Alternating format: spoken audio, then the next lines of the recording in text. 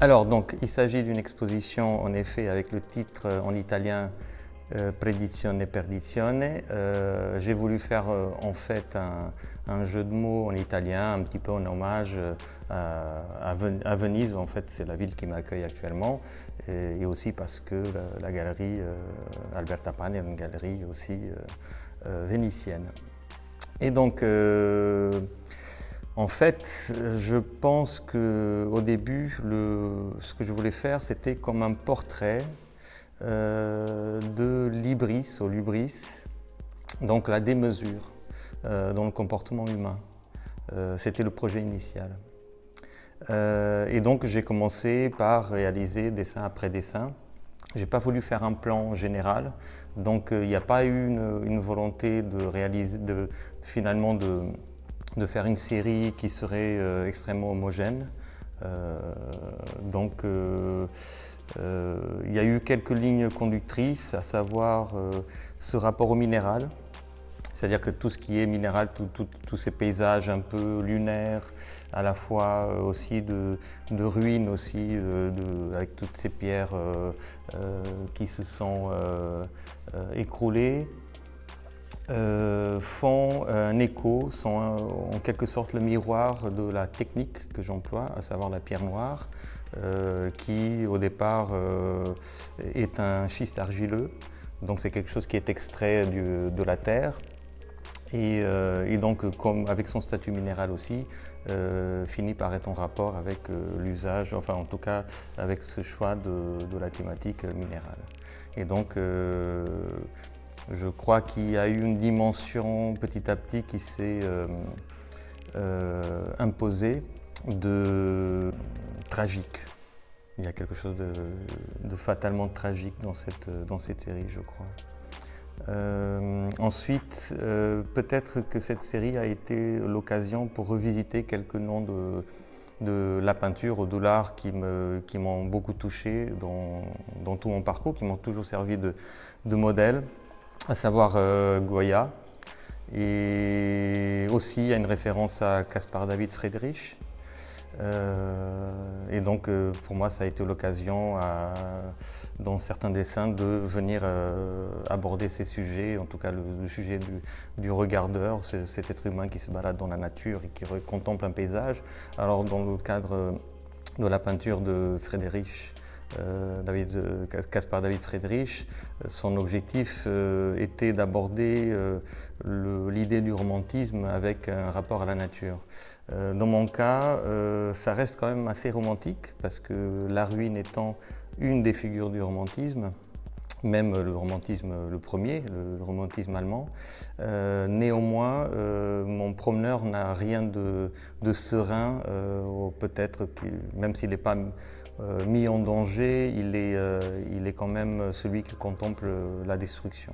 J'ai toujours été très touché par cette fresque qui aujourd'hui se retrouve au Prado, du chien de Goya, Il Perro di Goya. Et car j'ai toujours eu l'impression que finalement ce chien abritait davantage d'humanité que l'être humain lui-même. Son regard comme ça qui se porte vers le ciel finit, je pense, parce que peut-être qu'il regarde quelque chose de supérieur à nous, comme ce que probablement Goya aurait appelé Dieu dans une vision métaphysique de l'époque. Je crois que finalement, entre ce quelque chose qui nous dépasse, que l'on n'arrive pas à expliquer, et ce chien qui quelque part est la figure finalement de la présence humaine en contact avec la nature, parce que c'est quand même un animal qui a été domestiqué. Quelque part, le grand absent de cette fresque de Goya, c'est l'être humain. Et donc, dans ma relecture, humble relecture, cet hommage que j'ai voulu faire à Goya, il y a cette empreinte de la main, comme une empreinte d'une humanité disparue, en tout cas ancestrale, qui serait un petit peu une référence à toutes ces peintures rupestres qu'on peut trouver un peu partout dans le monde, mais déjà à Altamira ou alors à Lascaux, etc. Voilà.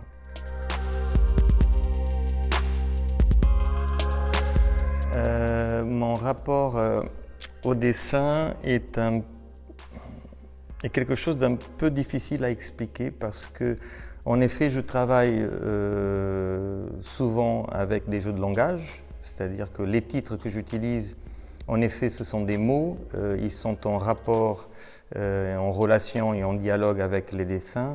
Néanmoins, quand je dessine, souvent, il ne s'agit pas de mots.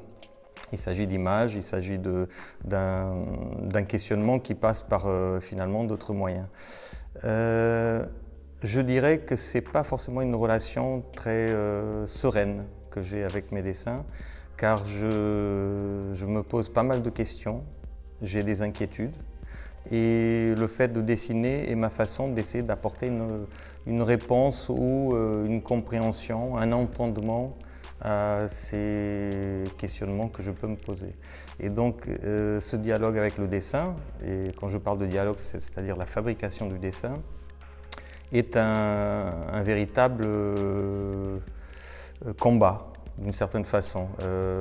Alors c'est un combat qui ne serait pas un combat de boxe, qui serait peut-être quelque chose qu'on peut comparer à un combat d'aïkido peut-être. C'est-à-dire que c'est des forces qu'on fait jouer dans l'espace et qu'on essaie de soulever et projeter. Donc c'est quelque chose de beaucoup plus élégant, on va dire. C'est pas quelque chose de physique, je transpire pas devant mes dessins. Mais en effet, je peux passer de longues minutes devant le dessin à attendre que le dessin lui-même me dise comment continuer. En effet, j'ai une facture qui peut être décrite comme photoréaliste. Donc ça veut dire précisément que je programme une partie de mes dessins parce qu'ils partent d'un corpus de cartes postales que je collectionne, que je vais chiner sur Internet, etc. Mais je me donne une trame au départ du dessin et je laisse que le dessin me donne la suite. C'est-à-dire que au départ d'un dessin, j'ai comme le début, j'ai le prologue. Et puis le dessin lui-même va me dire comment pouvoir rajouter des éléments, enlever des éléments, travailler aussi toute la scénographie parce qu'il s'agit quand même de narration arrêtée. Ces dessins sont quand même comme des petites histoires qui sont racontées. Et donc c'est toujours une recherche en fait, la fabrication d'un dessin. Et à la fin, je n'ai pas plus de réponses que ça, mais je suis content parce que j'ai un dessin.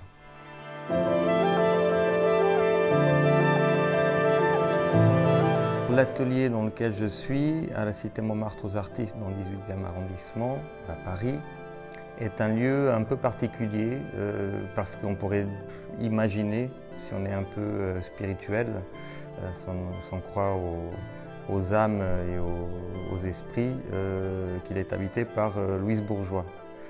Étant donné que, d'après ce que j'ai pu comprendre, Louise Bourgeois avait eu cet atelier pendant probablement environ 2 ans, entre 1936 et 1938, juste avant de partir à New York.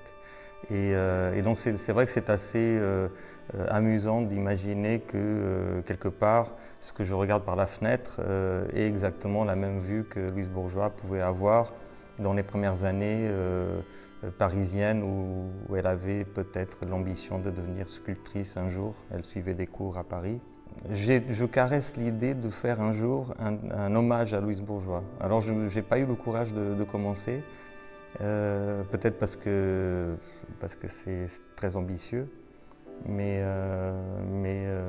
c'est une idée qui fait son chemin.